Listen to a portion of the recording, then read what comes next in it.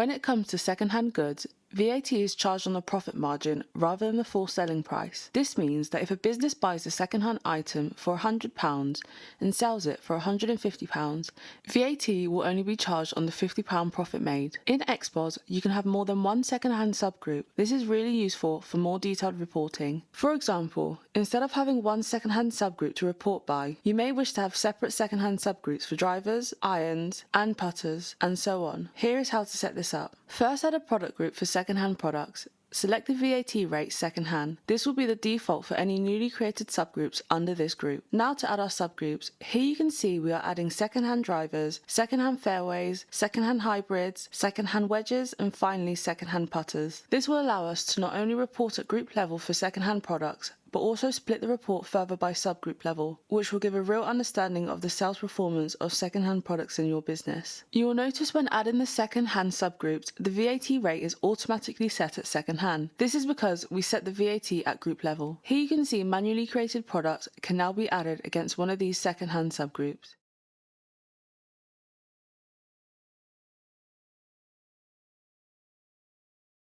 Here we can see the sales analysis report. Filter group by group shows second-hand sales. Change this to group by subgroup and select product group second-hand to see sales totals for each second-hand subgroup. Setting up second-hand this way will help give a good understanding of profit and sales turnover for second-hand products within your business, showing what products sell best and what doesn't sell.